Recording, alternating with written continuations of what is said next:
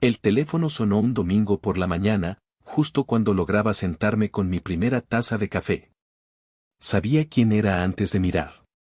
Hay un tipo de vibración especial reservada para las llamadas que preferirías ignorar. Era mi madre, Carmen. Elena, vas a venir, ¿verdad? Tu padre va a prender el asador a las 2. Su voz era falsamente dulce, como un caramelo que esconde una medicina amarga. Dudé. Mi apartamento, aunque pequeño, era mi santuario. Aquí, mi hija Lucía, de 6 años, y yo, éramos libres. No lo sé, mamá.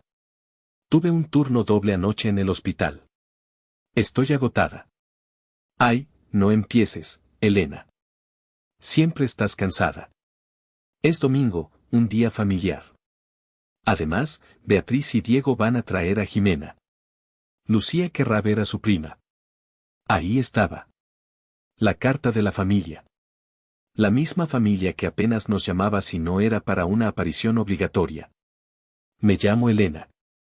Soy enfermera pediátrica y viuda. Mi esposo, Martín, murió en un accidente de construcción hace 4 años, cuando Lucía apenas empezaba a caminar. Martín, él era mi ancla. Era un hombre sencillo, un carpintero con manos fuertes y una sonrisa que podía calmar cualquier tormenta en mi alma. Él vio a mi familia por lo que realmente eran, mucho antes que yo. Son veneno, mi amor, me dijo una noche, mientras mecía a Lucía. Esa gente no te quiere, Elena. Te usan para sentirse mejor con ellos mismos. No ven lo que vales. En ese momento, me enojé con él. No digas eso, Martín. Son mis padres. Ahora, su voz era un eco constante en mi cabeza. Pero miré a Lucía, que estaba en la alfombra de la sala, dibujando con crayones. Tenía el pelo castaño revuelto y estaba totalmente concentrada. ¿Quién era, mami?, preguntó sin levantar la vista. La abuela Carmen. Nos invita a una carne asada.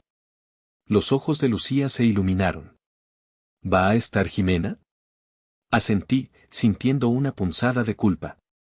Jimena, mi sobrina de 9 años, era la hija de mi hermana Beatriz. Y aunque Jimena rara vez era amable con Lucía, mi hija aún albergaba esa inocencia pura que la hacía desear la conexión familiar. Quería que Lucía tuviera abuelos, tíos, una prima. Quería que tuviera la familia que yo deseaba tener. Sí. Quiero ir. Se levantó de un salto. Voy a hacerle un dibujo a la abuela. Corrió a su pequeña mesa y tomó una hoja limpia. Empezó a dibujar mariposas, sus favoritas. Dibujaba con una seriedad que me partía el corazón. Suspiré, tomé el teléfono y le escribí a mi madre. Está bien. Llegaremos a las 2. Martín tenía razón. Eran veneno. Y yo estaba a punto de llevar a mi hija directamente a la fuente. Lucía terminó su dibujo, una explosión de color con morado, rosa y azul. Y mira, mami. Y mariposas para la abuela y el abuelo. Es hermoso, mi amor, le dije, besando su frente. Eres la mejor artista. Mientras nos preparábamos, un nudo se formó en mi estómago. Era el mismo sentimiento de siempre, la anticipación de ser juzgada, la tensión de saber que cualquier cosa que dijera o hiciera estaría mal.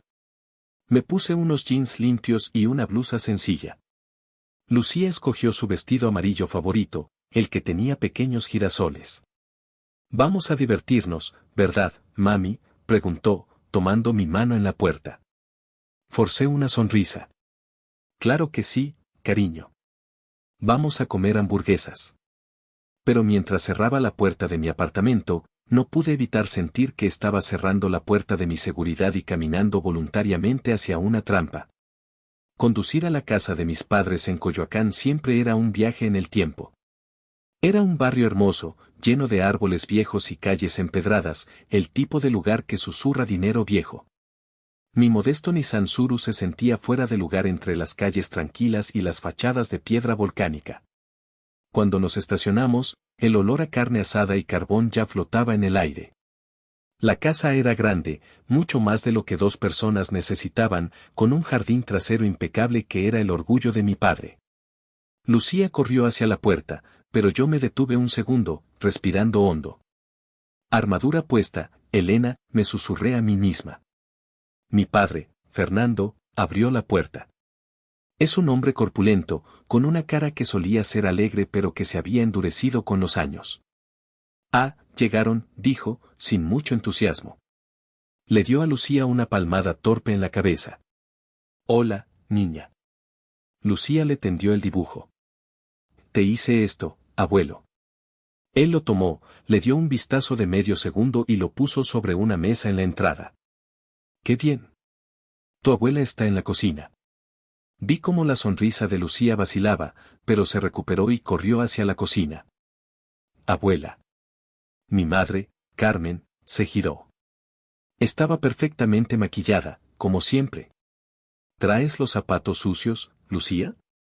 No pises la alfombra. Lucía se detuvo en seco. No, abuela. Te traje un dibujo.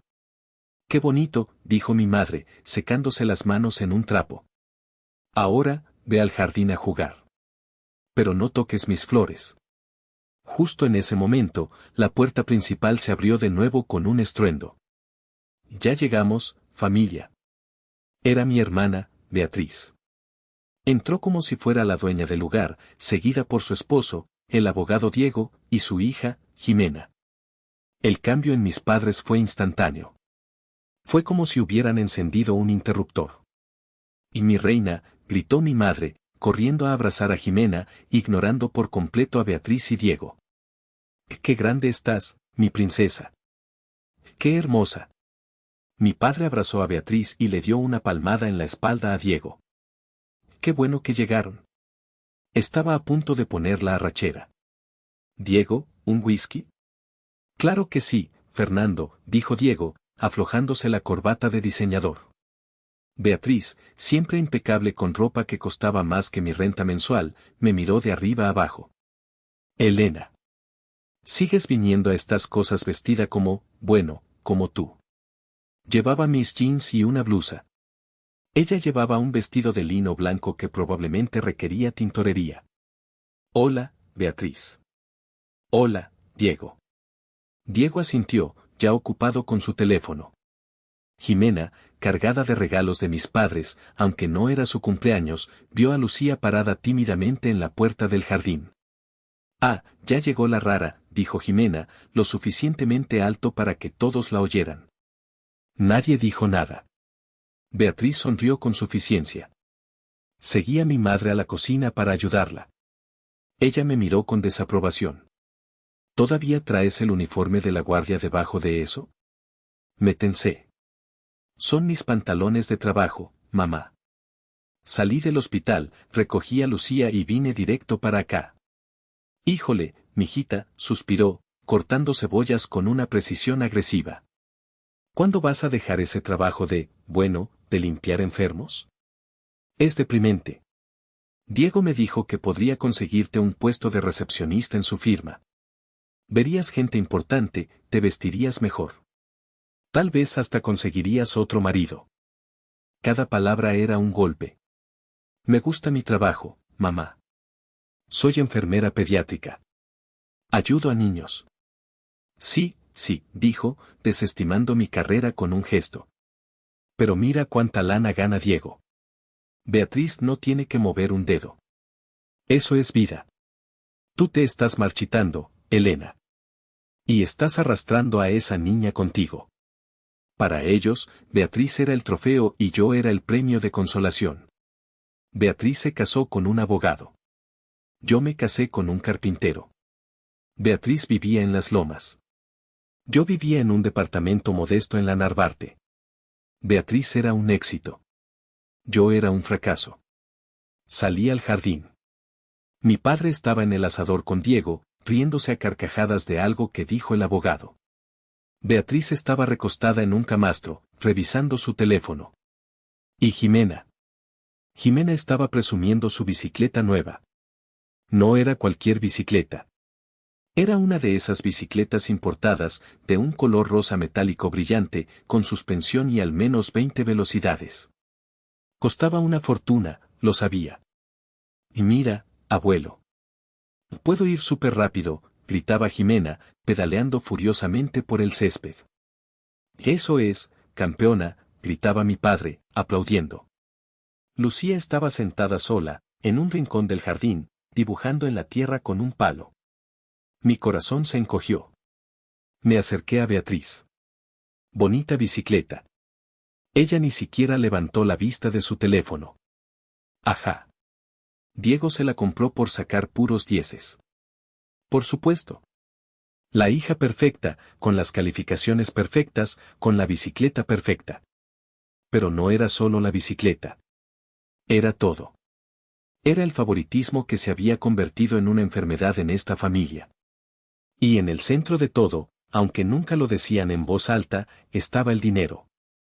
El dinero de mi tía Guadalupe. Mi tía abuela, Guadalupe, había sido la oveja negra de la familia. Una mujer que nunca se casó y viajó por el mundo. Ella siempre me había apreciado, decía que yo tenía el espíritu de Martín, mi esposo. Cuando murió hace 3 años, me llevé una sorpresa. En su testamento, me dejó un pequeño fondo de inversión. No era una fortuna, pero eran 250,000 pesos. Recuerdo la reunión después del funeral como si fuera ayer. El abogado leyó el testamento. Cuando mencionó mi nombre y la cantidad, la cara de Beatriz se puso morada. Esa noche, me llamó, gritando. ¿250,000 pesos? A ti, su voz era chillona. ¿Tú para qué diablos quieres ese dinero? ¿Para seguir viviendo en ese departamentucho? Mamá, dile algo. Ese dinero era mío. Diego y yo lo merecemos, nosotros sí sabemos invertir, no esta viuda de un albañil. Mi madre intentó calmarla. Betty, por favor, seguro fue un error. Pero no fue un error. Usé cada centavo de ese dinero para dar el enganche de mi pequeño departamento. Fue mi única ayuda. Mis padres nunca me habían dado un peso, mientras que a Beatriz le pagaron la boda extravagante, el enganche de su casa en Las Lomas y le financiaron el primer año de la firma de Diego.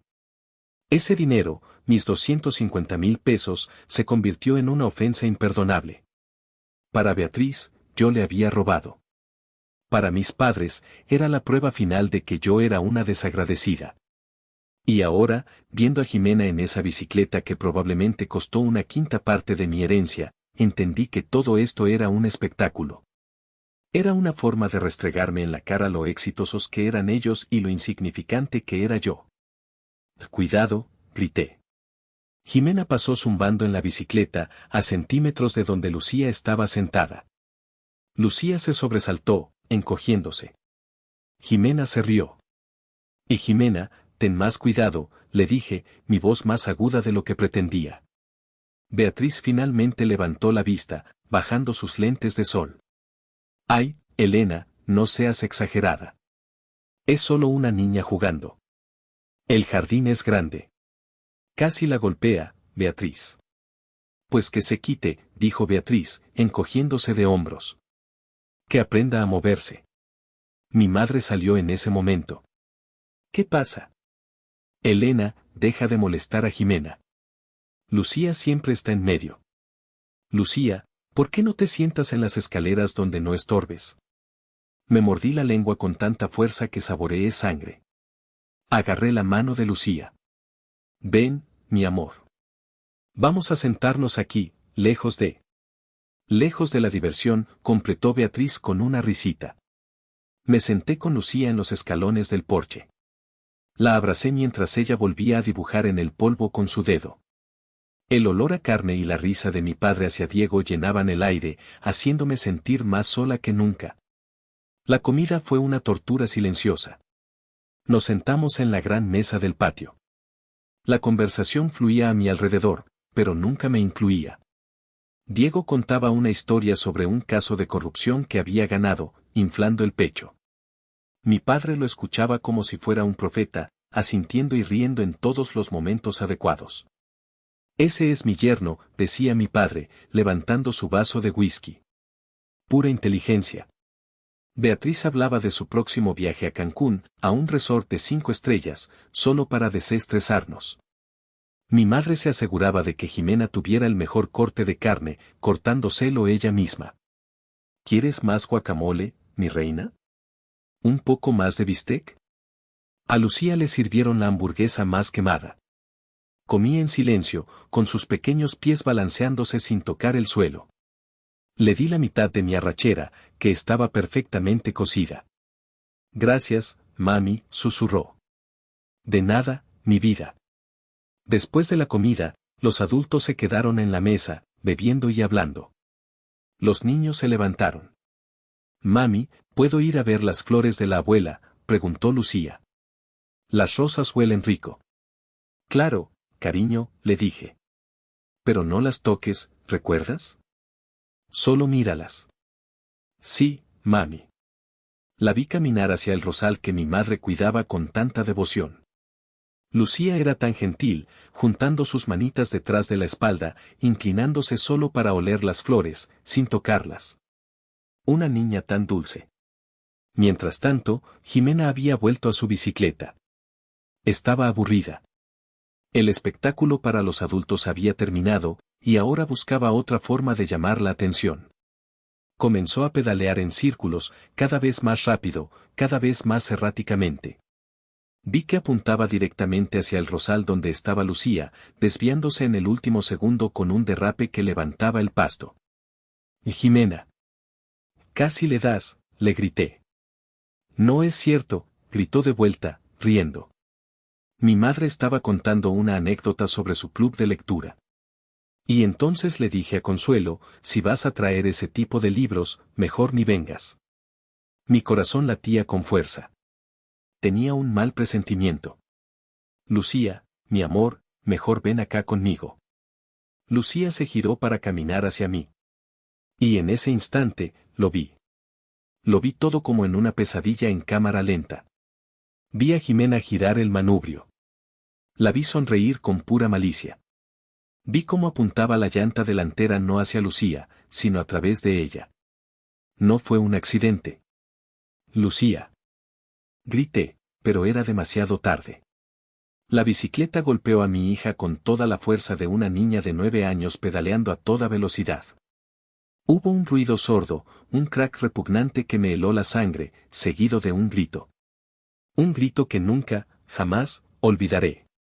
Era el sonido del dolor puro, un alarido de agonía que salió del pequeño cuerpo de mi hija. Mi taza de café cayó de mi mano y se hizo añicos en el suelo de piedra. Lucía estaba en el suelo, inmóvil por un segundo, antes de empezar a retorcerse. Su brazo izquierdo estaba doblado en un ángulo que no era natural. La sangre brotaba de una herida en su frente, cubriendo su cara de rojo.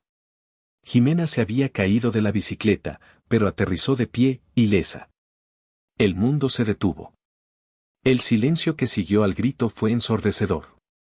Y entonces, todos se movieron. Me levanté de la silla tan rápido que se cayó detrás de mí. Lucía. Mi voz salió rota. Corrí, pero mis padres, Fernando y Carmen, que estaban más cerca, corrieron más rápido. Por una fracción de segundo, una ola de alivio me inundó. Gracias a Dios, pensé. Van a ayudarla. Pero no lo hicieron. Pasaron corriendo. Corrieron junto al cuerpo de mi hija de 6 años, que se ahogaba en sus propios sollozos y sangraba en el césped de mis padres, y corrieron directamente hacia Jimena. Jimena, que estaba perfectamente bien, parada junto a su bicicleta sin un solo rasguño. Y mi reina, gritó mi madre, Carmen, cayendo de rodillas frente a su nieta favorita. Sus manos temblaban mientras revisaba a Jimena. ¿Estás bien? ¿Te lastimaste? Dios mío, mi princesa, qué susto. Mi padre, Fernando, ni siquiera miró a Lucía. Fue directo a la bicicleta. Demonios, Jimena, mira, rayaste la pintura. Tienes que tener más cuidado con tus cosas. Caí de rodillas junto a Lucía. El olor a cobre de la sangre era abrumador. Mami, mami, duele. Sollozaba. Estoy aquí, mi amor. Estoy aquí. Mis manos temblaban tanto que apenas podía pensar. Mi entrenamiento de enfermera luchaba contra mi pánico de madre. La herida en la frente era profunda. ¿Y su brazo? Dios, su brazo estaba destrozado. No te muevas, mi vida. Voy a. Oí la voz aguda de mi madre. Se había levantado, dejando a Jimena, que ahora fingía llorar, aunque no le salían lágrimas, y caminó hacia nosotras. Se paró sobre mi hija herida, con una mirada de puro desprecio. Ya ves lo que hiciste, le espetó a Lucía. ¿No ves por dónde vas, estúpida? Casi haces que mi nieta se caiga. Fue ella. Logré decir, ahogándome. Fue Jimena. Ella la golpeó. Mi madre me ignoró. Miró a Lucía, que temblaba de dolor y miedo. Entonces, Carmen hizo algo que rompió la última pizca de respeto que me quedaba por ella. Frunció los labios, y con un sonido asqueroso, le escupió. El escupitajo aterrizó en la pierna de Lucía, a centímetros de su brazo roto. «¡Qué asco das!», dijo mi madre. Siempre arruinando todo. El mundo se volvió blanco. El sonido se desvaneció. Solo podía ver esa saliva en la piel de mi hija. Beatriz se acercó, riendo nerviosamente. «Ay, mamá, no seas así. Obviamente fue un accidente». «Jimena, mi amor, ¿estás bien?». «No fue un accidente», grité, poniéndome de pie. Me sentía mareada. La golpeó a propósito. «¿Y tú le escupiste a mi hija herida?». Mi madre ni siquiera parpadeó. Se lo merecía por estar estorbando. Es una niña torpe. Está sangrando, ¿no lo ven? Tiene el brazo roto. Saqué mi celular, mis dedos resbalando en la pantalla. Voy a llamar al 911. Estaba paralizada por el shock del escupitajo. La imagen de mi madre, con la cara contorsionada por el odio, escupiendo a su nieta de 6 años, se quemó en mi cerebro. Fue un acto tan vil, tan primitivo, que mi mente no podía procesarlo. Pero el llanto de Lucía me trajo de vuelta. «Mami, por favor, ayúdame, me duele mucho». La adrenalina finalmente golpeó. «Voy a llamar a una ambulancia», grité, mis dedos finalmente marcando 911. Antes de que pudiera presionar el último 1, una mano enorme me arrebató el teléfono. Era mi padre, Fernando. Su cara estaba roja, no de preocupación, sino de ira. «No vas a llamar a ninguna ambulancia», rugió. «Dámelo. Está herida. Necesita un hospital». Traté de alcanzar el teléfono, pero él lo levantó por encima de su cabeza. «Cállate, Elena», gritó. Y entonces, con toda la fuerza de su cuerpo, azotó mi teléfono contra el patio de cemento. El teléfono explotó en 1000 pedazos. La pantalla se hizo añicos, la batería salió volando. El sonido del plástico y el vidrio rompiéndose fue ensordecedor en el repentino silencio. Me quedé helada, mirando los restos de mi única conexión con el mundo exterior. Entonces, mi padre dijo las palabras que sellarían su destino. Dijo las palabras que resonarían en mis pesadillas durante años. Miró el cuerpo ensangrentado de mi hija, su propia nieta, y dijo con una voz fría y dura: «Déjala que se muera. Acaba de arruinarle el domingo a mi nieta». El aire abandonó mis pulmones. ¿Qué dijiste? Beatriz, mi hermana, que había estado observando todo con una extraña sonrisa, soltó una risa. No fue un error, no fue nerviosa. Fue una risa genuina. «Ay, papá, qué carácter», dijo, divertida. «Pero tiene razón. Por fin alguien pone las prioridades en orden». Me giré para mirar a Diego, el abogado. El hombre de leyes. Seguramente él. Diego me miraba con frialdad. Cuando vio mi mirada desesperada, dio un paso adelante. No para ayudar, sino para amenazar. «Elena», dijo, en ese tono condescendiente de abogado que tanto odiaba. «Legalmente, esto es un accidente menor en propiedad privada. Tu padre tiene razón en que llamar a la policía es una exageración. tiene el brazo roto. Está sangrando. Y si llamas a la policía, continuó, ignorándome, ellos van a abrir una investigación. Y lo primero que van a investigar es tu supervisión como madre. ¿Dónde estabas cuando pasó? ¿La estabas cuidando? ¿O estabas ocupada con tus propios asuntos? Me estaba amenazando. Me estaba diciendo que si buscaba ayuda, me quitarían a mi hija. Podrían involucrar al DIF, añadió, como un golpe final. ¿Realmente quieres que el DIF te quite a Lucía por negligencia? Mejor cálmate. Es solo un raspón. Ponle hielo. No es un raspón, imbécil, grité, pero la amenaza había funcionado. El miedo, frío y paralizante, se apoderó de mí. Me volví hacia Lucía, cuyo llanto se había convertido en gemidos débiles. Estaba pálida. Demasiado pálida. Estaba entrando en shock. Y mi familia, mi sangre, se quedó allí, mirándonos con desprecio, protegidos por el dinero y un abogado corrupto.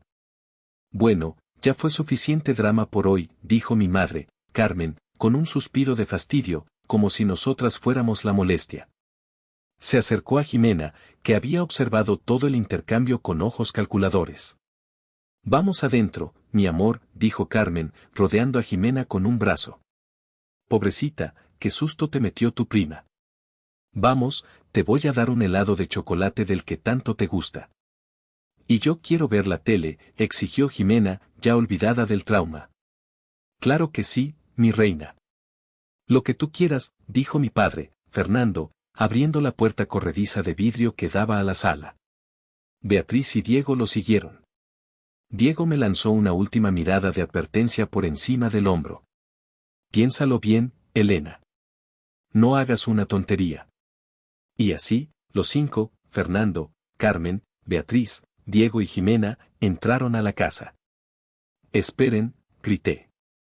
Mi voz era un graznido. No me dejen aquí. Por favor, ayúdenme. No puedo moverla sola. Nadie volteó. Mamá. Papá. Por el amor de Dios. La única respuesta fue el sonido de la puerta de vidrio deslizándose y cerrándose. El clic suave del seguro resonó en el patio. Nos dejaron. Me dejaron sola en el jardín, con mi hija gravemente herida, sangrando sobre el césped perfectamente cortado de mi padre. Sin teléfono. Sin llaves del coche, que estaban en mi bolso, dentro de la casa. Y aunque las tuviera, mi suro estaba bloqueado por la enorme camioneta de Beatriz y el Mercedes de Diego. Estaba atrapada. Miré a Lucía. Sus ojos se estaban cerrando. Sus labios tenían un tinte azulado. No, no, no, entré en pánico. Lucía, mi amor, mírame. Quédate conmigo. Le di unas palmaditas suaves en la mejilla. Mami te va a sacar de aquí. Te lo prometo. Sus ojos se abrieron, apenas una rendija. Mami, tengo frío. Shock. Estaba entrando en shock hipovolémico. Mi entrenamiento de enfermera gritaba en mi cerebro, necesita ayuda ahora. Miré la puerta cerrada. Por un segundo, consideré romper el vidrio. Pero, ¿con qué? ¿Y qué harían ellos? ¿Diego realmente llamaría al DIF? No podía arriesgarme. Con un gruñido de esfuerzo y desesperación, me quité mi blusa, quedando en mi camiseta interior de trabajo. Envolví la blusa con fuerza alrededor de la herida de su cabeza para hacer presión. Perdóname, mi amor. Esto va a doler, susurré. Deslicé mis brazos debajo de ella, con el mayor cuidado posible para no mover su brazo roto. Soltó un gemido agudo de dolor que me atravesó como un cuchillo. La levanté en mis brazos. Pesaba tan poco.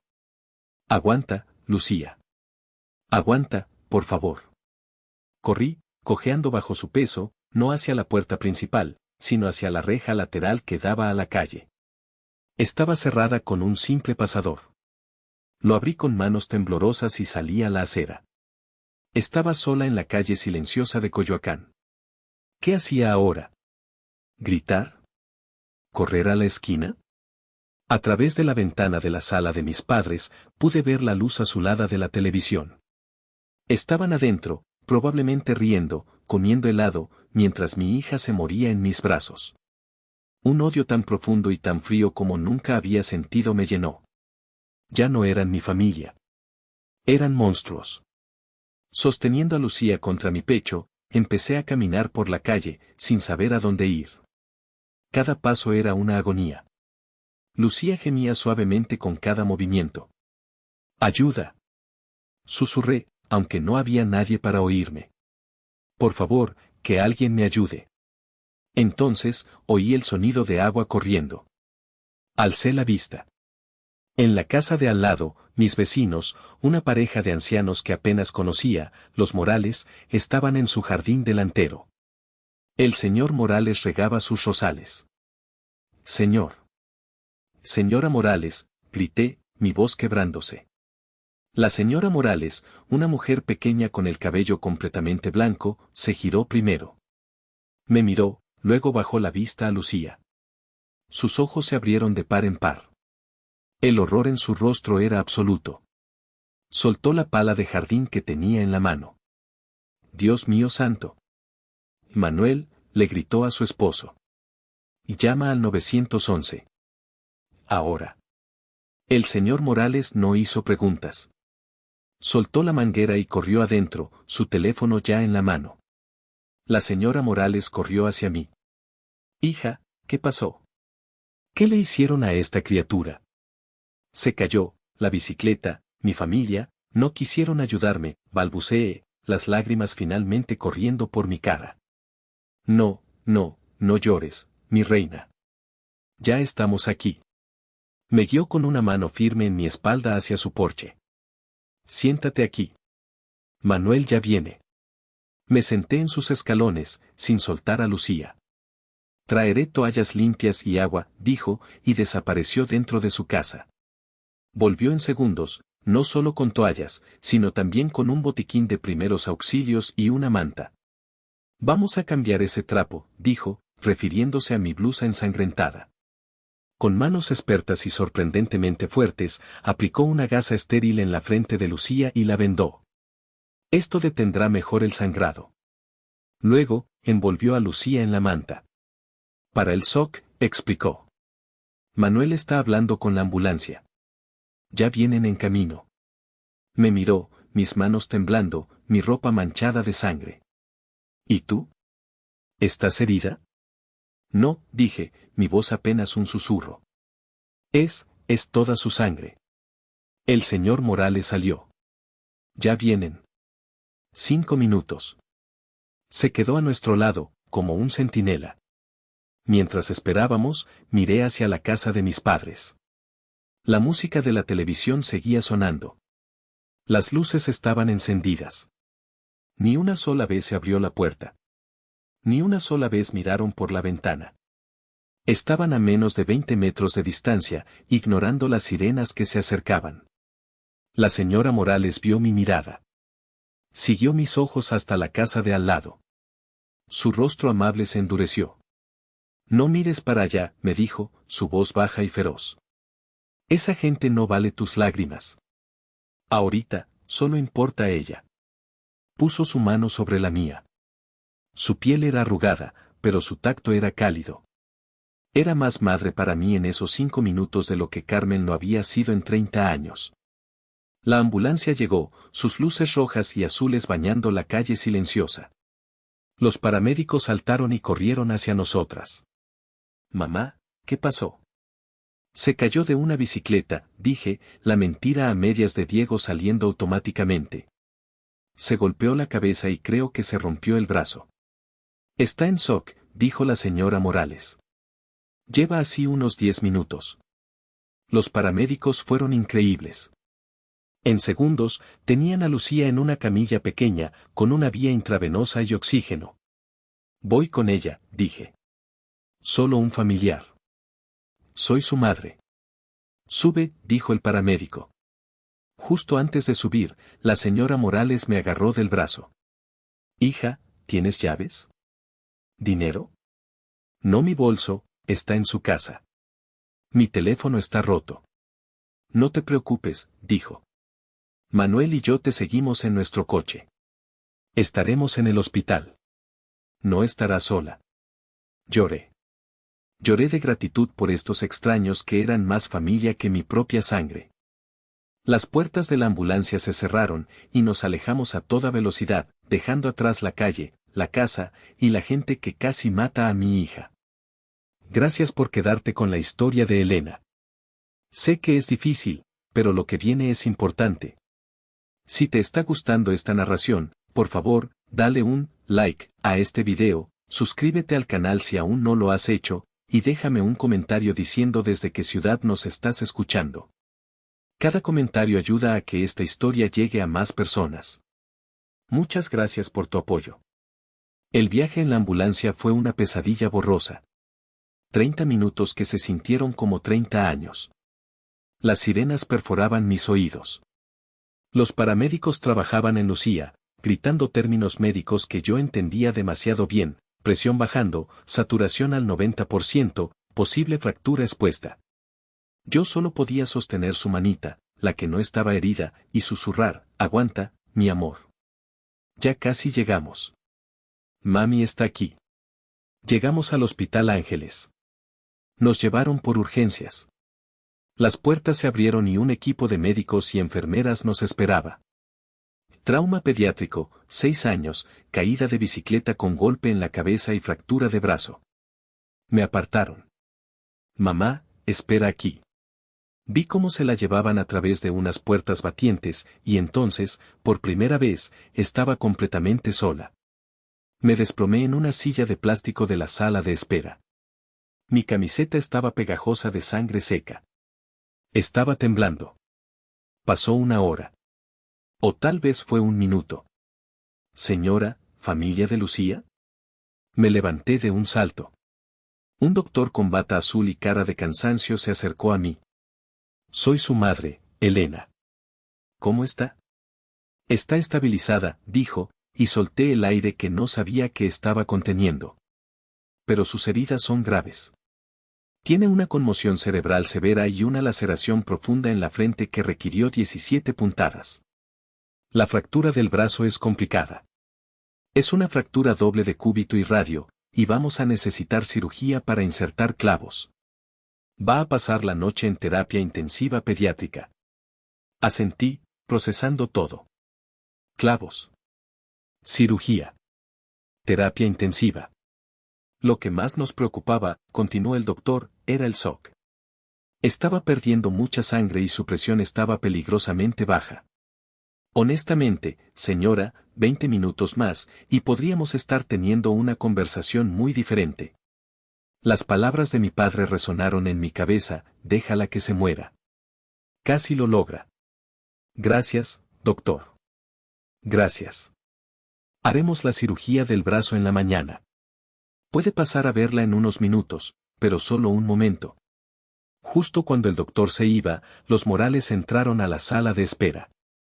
Elena, ¿cómo está la niña?, preguntó la señora Morales, sin aliento. Va a estar bien, lloré. Necesita cirugía, pero está viva. Los dos me abrazaron allí mismo, en medio de la sala de espera de urgencias. Ahora, las cosas prácticas, dijo el señor Morales. Nosotros pagamos el taxi para venir, pero necesitas. El pago, me di cuenta. No tengo mi cartera. No te preocupes, dijo la señora Morales. Trajimos algo de efectivo. ¿Cuánto? En ese momento, una mujer de administración se me acercó con una carpeta. Señora, para ingresarla a terapia intensiva y programar la cirugía, necesitamos un depósito inicial. Sí, claro, ¿cuánto? Son 50,000 pesos, por favor. Se me cayó el alma a los pies. 50,000 pesos mexicanos. Los Morales me miraron con angustia. Eso era demasiado. Yo no tengo. Entonces recordé. Mi tarjeta de crédito. Siempre guardaba una de emergencia en el bolsillo trasero de mis jeans, una lección que aprendí después de que me robaran la bolsa una vez. La tengo, dije, mis manos temblando mientras sacaba la tarjeta. Aquí está. Era mi tarjeta de emergencia. Era el dinero que había ahorrado para la renta de los próximos 3 meses. Pagué. La mujer me dio los papeles. Pude ver a Lucía. Estaba pálida, diminuta en esa enorme cama de hospital, rodeada de máquinas que hacían bip. Tenía la cabeza vendada y el brazo inmovilizado. Dormía. Me quedé allí 3 días. 3 días sentada en esa silla incómoda, saliendo solo cuando las enfermeras me obligaban. Los Morales me trajeron ropa limpia, café y sopa. Se convirtieron en mi salvación. Durante esos 3 días, revisé mi correo, mi Facebook, cualquier cosa, esperando, no sé qué. ¿Una disculpa? ¿Una pregunta? No hubo ni una sola llamada. Ni un mensaje. Silencio absoluto. Regresamos a casa al 4.º día. Nuestro pequeño departamento en la Narvarte nunca se sintió tan seguro. Era nuestro refugio. Lucía tenía un yeso rosa brillante en el brazo, desde los nudillos hasta el hombro, y una cicatriz aterradora en la frente, justo en la línea del cabello. Pero las heridas físicas, aunque graves, no eran las peores. Las cicatrices invisibles eran las que me mantenían despierta por la noche. La primera noche en casa, Lucía se despertó gritando. No. Abuela, no. No me escupas. Corrí a su cuarto. Estaba sentada en la cama, temblando, empapada en sudor. Tranquila, mi amor, tranquila. Fue una pesadilla. Estás en casa. Estás a salvo. La abracé mientras sollozaba contra mi pecho. Fue horrible, mami. La abuela Carmen estaba enojada, y me escupió. SHHH, ya pasó. Ya pasó. Pero no pasó. Las pesadillas continuaron. Cada noche. Dejó de dibujar. Sus crayones se quedaron en la caja. Se volvió callada, temerosa. Si íbamos al parque, se escondía detrás de mis piernas y veía a otro niño en una bicicleta. Se negaba a salir al balcón. Un día, estábamos viendo la televisión, un programa de dibujos animados sobre animales que hablaban. Había una abuela amable, una conejita, que le horneaba galletas a su nieto. Lucía se quedó mirando la pantalla. Mami, dijo, su voz apenas un susurro. Dime, mi amor. ¿Por qué la abuela Carmen me odia? La pregunta me golpeó como un puñetazo en el estómago. No te odia, cariño. Ella solo, está confundida. Pero me escupió, dijo, como si fuera un hecho irrefutable. Y el abuelo Fernando rompió tu teléfono. Y la tía Beatriz se rió. Y Jimena, ella me lastimó a propósito, mami. Mi niña de 6 años lo había visto todo. No era tonta. ¿Fue porque hice algo malo?, preguntó, sus grandes ojos marrones llenándose de lágrimas. ¿Fue porque olía mal? ¿Por eso me escupió? Me la comí a besos. No, no, no, mi amor. Hueles a fresas y a sol. No hiciste absolutamente nada malo. Nada. Eres perfecta. Entonces, ¿por qué? No tuve respuesta. ¿Cómo le explicas a una niña de 6 años que su familia es cruel, celosa y malvada? ¿Cómo le dices que la odian por una herencia que recibió su madre? ¿Cómo le dices que su abuelo prefirió dejarla morir antes que perderse un partido de fútbol en la tele? Esa noche, después de que finalmente se durmió, con la luz encendida, me senté en la cocina y lloré. Lloré de rabia. Habían lastimado su cuerpo, y eso era imperdonable. Pero ahora estaban lastimando su espíritu. Le estaban robando su inocencia, haciéndole creer que no era digna de amor. Y eso no se los iba a permitir. Al día siguiente, llamé a mi seguro médico y busqué una terapeuta infantil. Era cara, una especialista en trauma pediátrico. Pero no me importaba. Pagaría lo que fuera. Vendría mi coche si fuera necesario. Conseguí una cita con la doctora Isabel Navarro. Iba a salvar a mi hija. E iba a hacer que ellos pagaran por lo que habían hecho. La oficina de la doctora Isabel Navarro estaba en la Colonia del Valle. Era un espacio lleno de luz, con juguetes suaves y cojines coloridos en el suelo. No parecía un consultorio médico, sino un cuarto de juegos. Lucía se aferró a mi mano, nerviosa. Hola, Lucía, dijo la doctora con una voz increíblemente suave. Soy Isa. He oído que te gustan mucho las mariposas. Tengo unos libros increíbles sobre ellas.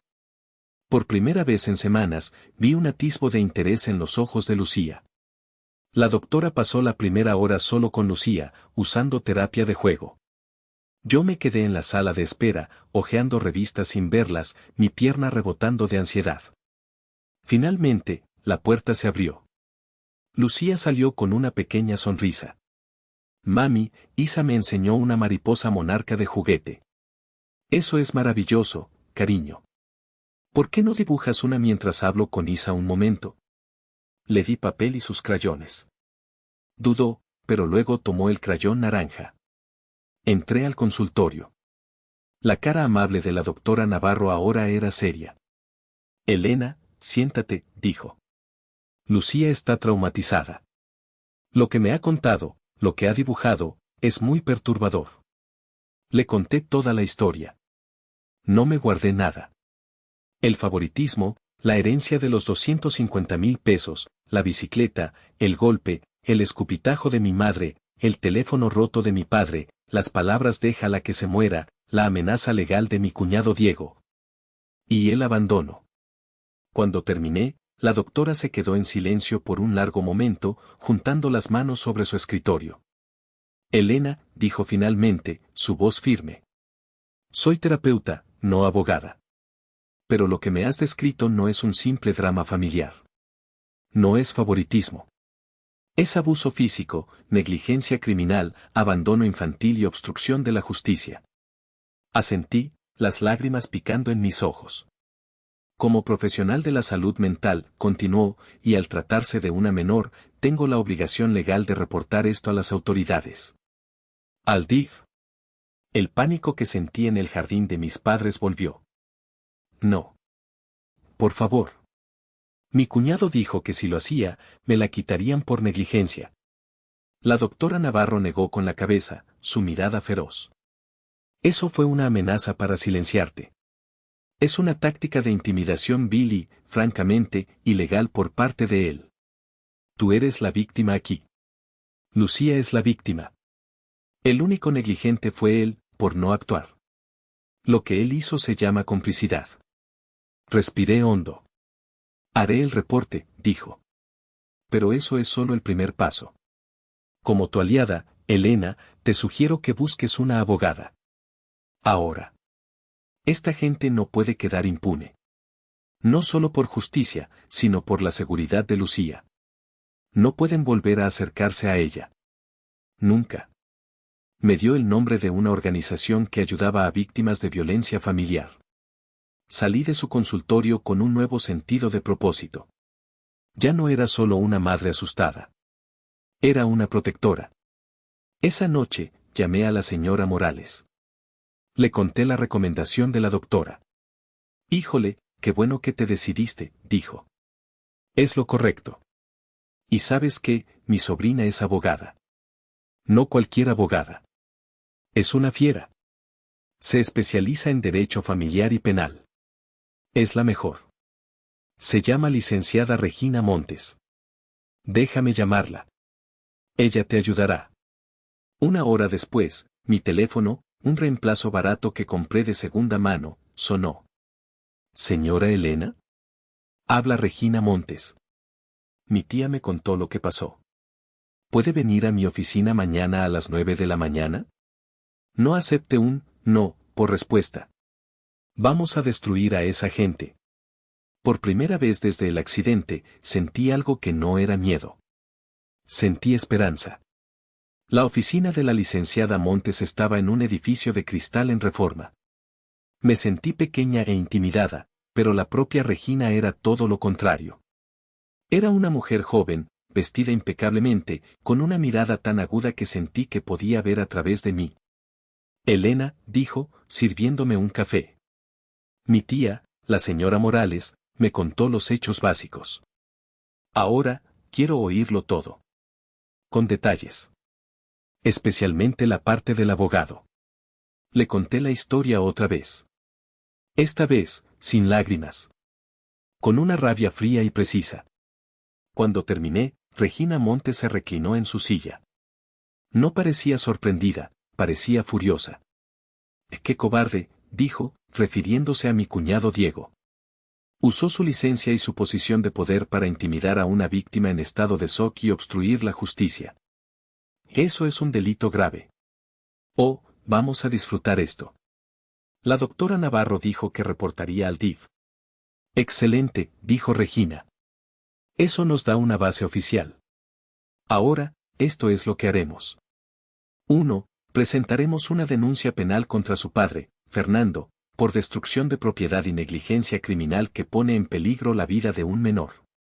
2. Una denuncia contra su madre, Carmen, por agresión física y abuso infantil. 3. Una denuncia contra su hermana, Beatriz, por complicidad y abandono.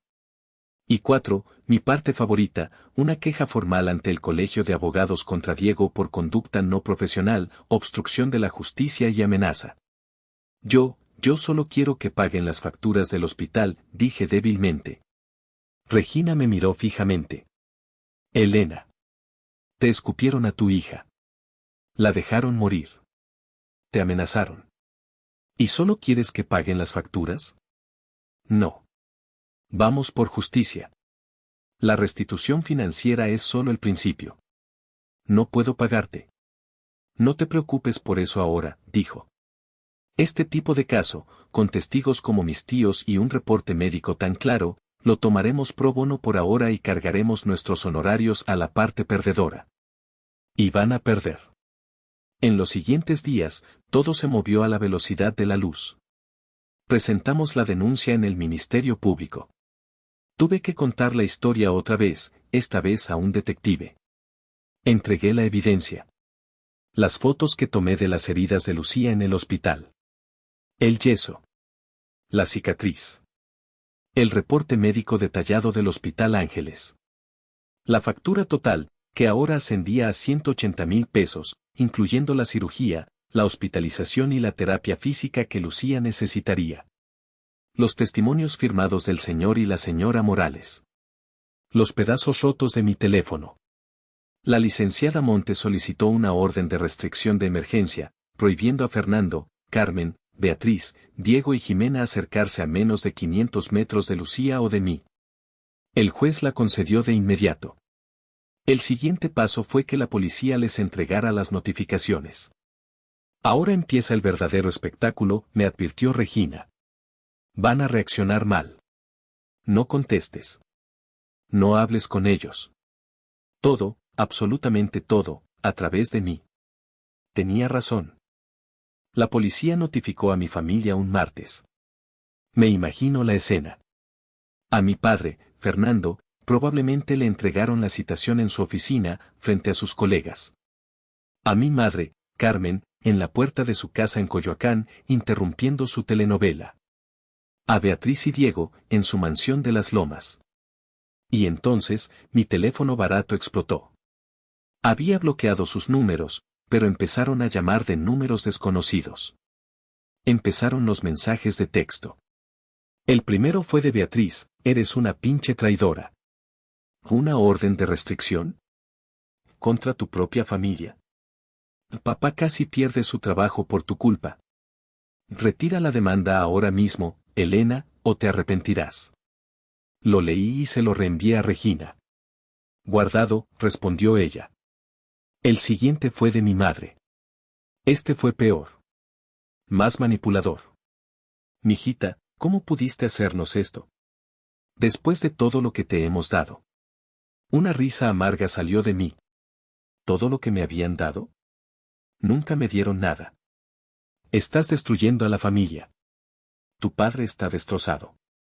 Todo por un accidente tonto. Un berrinche de niña. Tienes que parar esto, Elena. La sangre es la sangre. Ven a la casa y hablemos. Trae a Lucía. ¿Traer a Lucía? ¿Estaba loca? Reenviado. Violación de la orden de restricción, tecleó Regina. Sigue así, Carmen. Luego vinieron las tías, los primos. Los monos voladores.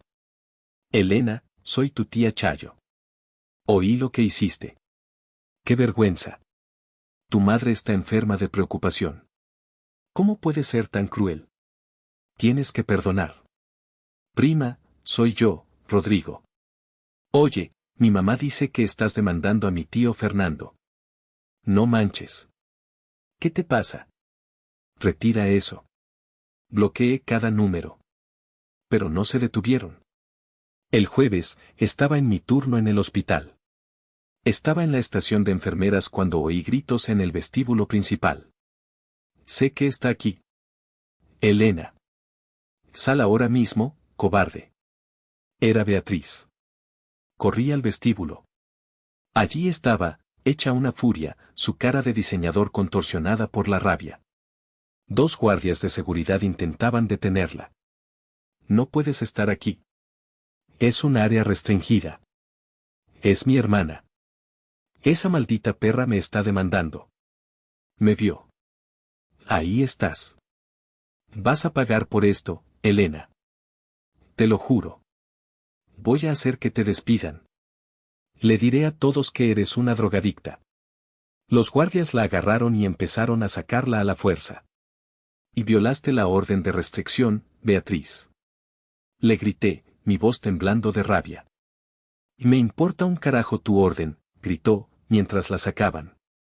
Llamé a Regina de inmediato. Hizo una escena en mi trabajo. Amenazó con hacer que me despidieran. Perfecto, dijo Regina, sonaba casi alegre. Acaba de cometer un delito federal. Llamaré al detective. Esto la pone en una posición mucho peor. Sigue hundiéndose sola. Volví a mi estación, temblando. Mis colegas me miraban con una mezcla de lástima y miedo. Mi supervisora, una mujer mayor llamada Marta, me llevó a su oficina. Elena, dijo suavemente. No sé qué está pasando en tu vida personal. Pero esto es un hospital. No podemos tener este tipo de escenas. Lo sé, Marta, lo siento tanto. Es mi hermana, ella. No te preocupes. Llamé a seguridad y les di su foto. No volverá a entrar. Pero, ¿estás bien? ¿Tú y tu niña están a salvo? Y en ese momento, me derrumbé. Le conté todo. Contarle a Marta, mi supervisora, fue como abrir una represa. Lloré por todo, por mi hija, por mi miedo, por el estrés financiero que me estaba matando. Las facturas se acumulaban. La terapia de Lucía. Los honorarios del abogado, aunque Regina dijo que esperaría, los costos de la corte se acumulaban. Y yo estaba perdiendo turnos por ir al Ministerio Público y a las citas con la terapeuta. Estaba trabajando doble turno los fines de semana solo para mantenerme a flote. Apenas dormía. Comía lo que Lucía dejaba en su plato. Estaba agotada. Y una parte de mí, una pequeña y aterrorizada parte, se preguntaba si estaba haciendo lo correcto. ¿Estoy siendo vengativa, Marta?, le pregunté, secándome las lágrimas. ¿Estoy arrastrando a Lucía a esto solo por mi orgullo? ¿Martín estaría de acuerdo con esto? Marta me pasó una caja de pañuelos. Elena. Soy madre. Y soy enfermera. Lo que esa gente le hizo a tu hija no es orgullo, es un crimen. La dejaron sangrando. La escupieron. ¿Y tu cuñado abogado? Es una basura. Pero es mi familia. No, dijo Marta con firmeza. No lo son. La familia no hace eso. La familia protege. Como tú estás protegiendo a Lucía ahora. Martín estaría orgulloso. Sus palabras me dieron la fuerza que necesitaba. Pero la ayuda no terminó ahí. Al día siguiente, en la sala de descanso, las otras enfermeras me rodearon. Oímos lo de tu hermana, dijo una. Y oímos lo de tu hija, dijo otra. Antes de que pudiera disculparme por el drama, Marta entró con un sobre blanco. Elena, en este hospital, las enfermeras cuidamos a las nuestras, dijo. No es mucho, pero es de todas nosotras. Me entregó el sobre. Lo abrí. Estaba lleno de dinero en efectivo. Habían hecho una colecta. Conté rápidamente, había casi 15,000 pesos. No, no puedo aceptar esto. No estás preguntando, dijo Marta. Estás aceptando. Paga la terapia de esa niña. Y cómprate una cena decente. Lloré, pero esta vez, eran lágrimas de gratitud. Esta era mi familia. Estas mujeres que trabajaban turnos de 12 horas y apenas llegaban a fin de mes, esta era mi verdadera familia. La familia encontrada no se detuvo ahí. Regina me llamó esa tarde. Buenas noticias, dijo. La queja ante el colegio de abogados fue recibida. Diego está siendo investigado formalmente. Está aterrado.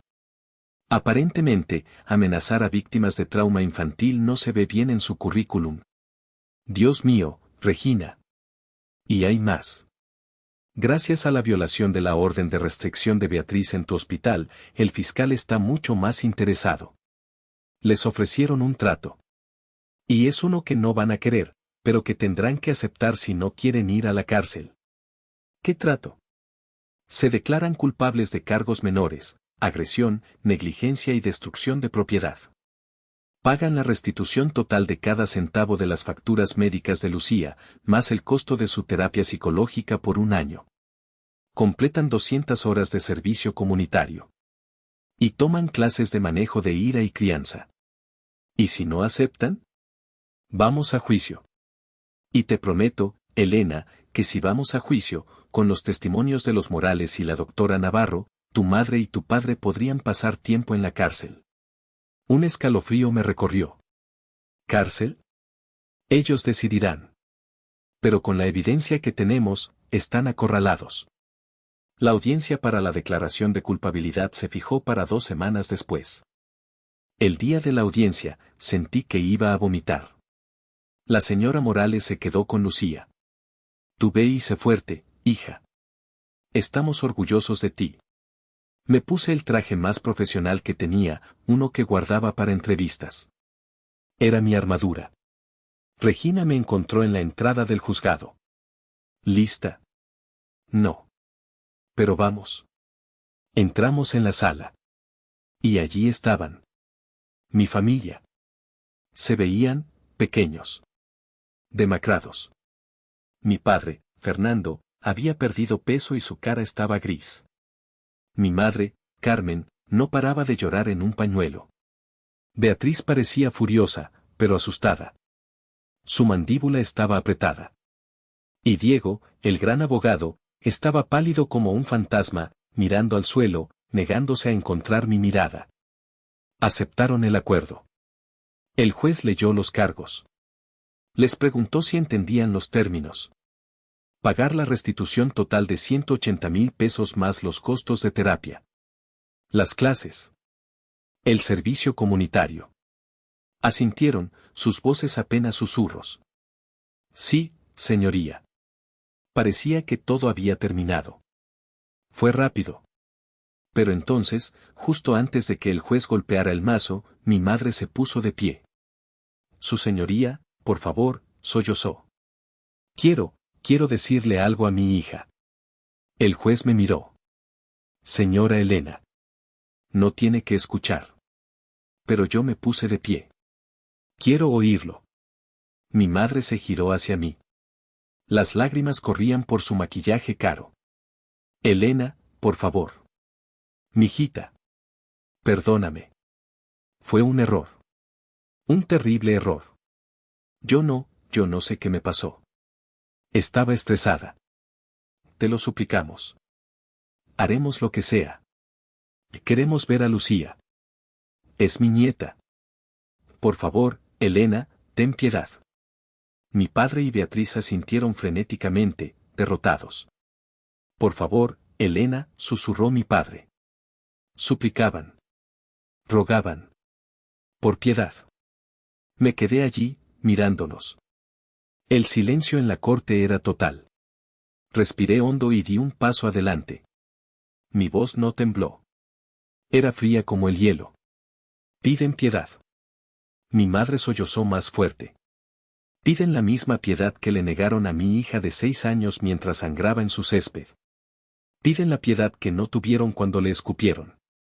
Piden la piedad que no tuvieron cuando mi padre dijo, déjala que se muera, y rompió mi teléfono.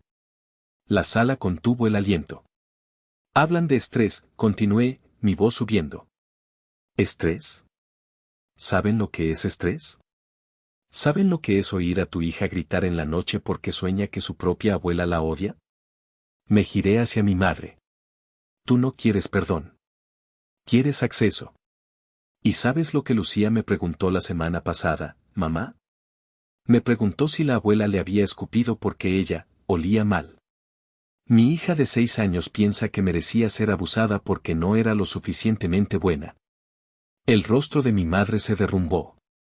Ustedes no quieren piedad, dije, mi voz bajando a un susurro mortal. Quieren volver a tener acceso a ella. Para lastimarla de nuevo. Y eso no va a pasar. Nunca. Miré al juez. Su señoría. Acepto el acuerdo de restitución. Pero pido una cosa más. Pido que la orden de restricción no sea temporal. Pido que se haga permanente. Hubo un grito ahogado de mi madre. No quiero a estas personas cerca de mi hija. Ni ahora, ni nunca. El juez me miró. Luego miró a mi familia. Su rostro no mostraba piedad, solo un profundo disgusto profesional. Dada la naturaleza de los crímenes admitidos, dijo el juez, su voz retumbando, y el testimonio de la víctima sobre el trauma continuo de la menor, me parece una solicitud razonable. No, gritó Beatriz. Silencio, golpeó el mazo el juez. Se concede la orden de restricción permanente. Fernando, Carmen, Beatriz, Diego y Jimena no podrán acercarse a menos de 500 metros de Elena o Lucía. No podrán contactarlas por teléfono, correo, redes sociales o terceros. Cualquier violación resultará en arresto inmediato. ¿Entendido? Mi familia se desplomó. Derrotados. Entendido, susurró Diego, el abogado, por todos ellos. Salí de la sala del tribunal. Regina me siguió. No miré atrás. Oí a mi madre sollozar mi nombre, pero seguí caminando. Cuando salimos al sol brillante de la Ciudad de México, respiré hondo por primera vez en meses. El aire se sentía limpio. Lo hiciste, dijo Regina, apretando mi brazo. Lo hicimos, la corregí. 6 meses después. La vida era, tranquila. El dinero de la restitución llegó. Cada centavo. Pagué la deuda de la tarjeta de crédito. Pagué el resto de la factura del hospital. Pagué la terapia de Lucía por adelantado por 2 años. Y con lo que sobró, llevé a Lucía a la playa de Oaxaca por una semana. Fue en esa playa donde la vi reír a carcajadas por primera vez desde el accidente, corriendo de las olas. Lucía seguía en terapia, pero las pesadillas habían desaparecido. Su brazo sanó perfectamente gracias a la fisioterapia. La cicatriz en su frente estaba casi invisible bajo su cabello. Y lo más importante, había vuelto a dibujar. Nuestro refrigerador estaba cubierto de mariposas. Los Morales se convirtieron en los abuelos que Lucía merecía. Venían a cenar todos los domingos. El señor Morales le enseñó a plantar chiles en una maceta. La señora Morales le enseñó a hacer galletas. Un día, estábamos en el parque. Lucía corría, con su yeso ya quitado, jugando con otros niños. Me senté en una banca, viéndola. Estaba tan llena de vida, tan resistente. Habían intentado apagar su luz. Habían intentado romperla. Pero mi hija era más fuerte que todos ellos. Era más fuerte que todas las mariposas que tanto amaba. Perdimos una familia ese día. Pero la verdad es que nunca tuvimos una. Perdimos veneno, odio y celos. Y a cambio, ganamos nuestra vida. Ganamos nuestra paz. Ganamos nuestra libertad. Ellos querían piedad. En su lugar, obtuvieron justicia. Y nosotras, Lucía y yo, obtuvimos todo lo demás. Hice lo que tenía que hacer para proteger a mi hija, y rompí el ciclo para siempre. Pero a veces, en la noche, cuando la casa está en silencio y ella duerme profundamente, me pregunto, ¿estuve mal en llevarlo tan lejos? ¿Ustedes qué hubieran hecho en mi lugar? Gracias por escuchar la historia de Elena hasta el final. Si te ha conmovido o te ha hecho reflexionar, por favor, apóyanos con un like y suscríbete al canal para más historias como esta. Tu apoyo es fundamental para nosotros. Nos vemos en la próxima narración.